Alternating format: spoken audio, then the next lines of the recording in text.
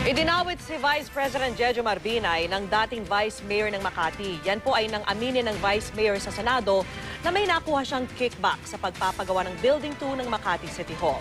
Ang sagot ng Vice Presidente sa report ng saksing si Jam Sisante. Kayo po ba ay kumita dito sa transaksyon na ito? Ang lalim naman ho yata ang tanong ni Senador Trillanes. Mukhang nahuli ho yata niyo ako sa ano doon.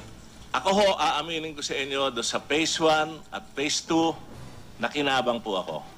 Napaamin ng Senate Blue Ribbon Committee si dating Makati Vice Mayor Ernesto Mercado. Kumita raw siya sa pagpapagawa ng Building 2 ng Makati City Hall na umano'y overpriced. Ang mayor kaya nila noon na si ngayon Vice President Jejo Marbinay. Si Vice President Binay po, sa inyong paniniwala, kumita po ba dito sa transaksyon na ito? Alam po ninyo, tayo namang mga politiko, alam natin ang sagot doon eh. Kung ang Vice Mayor po ay nakinabang, abay siguro higit na nakinabang po ang Mayor dito. Vice Mayor Mercado, ano yan? Based on your personal knowledge o implikasyon lang yan dahil sa nakinabang ka? Yun ang pakiramdam mo, nakinabang din yung mas mataas sa'yo? Yun naman po ang kalakaran eh. Binutasan din ang depensa ng mga Binay na world-class ang 11 palapag na gusali kaya umabot ng 2.3 billion pesos. Sa mga litratong ipinakita ni Senador Alan Peter Cayetano, may mga sirang tubo raw sa gusali at madilim ang parking area. Nanindigan naman ng kontraktor na Hillmarks Construction Corporation na mataas na kalidad na material ang ginamit. Bukod pa sa mas mahal ang mga ito noong panahong iyon. Nung pong panahon nung pong structural nito, nung nag-start po ito ng 2008, tinamaan po siya talaga do sa Beijing Olympics. Wherein yung pong presyo ng bakal natin was on a all-time high po siya talaga. Naungkat ding muli ang mga birthday cake na ipinamimigay ng Makati government sa mga senior citizens sa lungsod na ipinresenta ng mga nagreklamo noong Agosto 20. Sabi ni dating Vice Mayor Mercado na matagal raw kaalyado ng mga Binay, negosyo raw ito ni ngayon Senador Nancy Binay.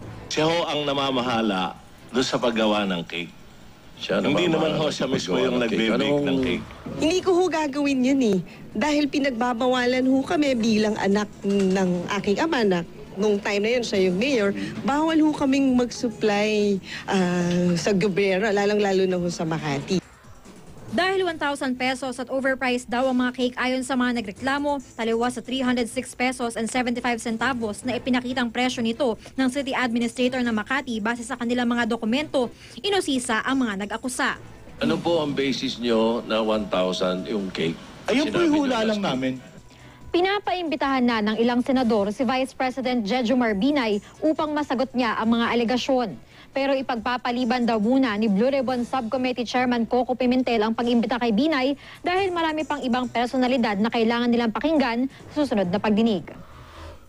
Gayunman, naglabas ng pahayag ang Vice Presidente. Nagsisinungaling anya ang dati niyang Vice Mayor. Dapat din daw kasuhan si Mercado kung umaming tumanggap ng kickback sa pagpapagawa ng Building 2 ng Makati City Hall. Ako si Jam Sisante, ang inyong saksi.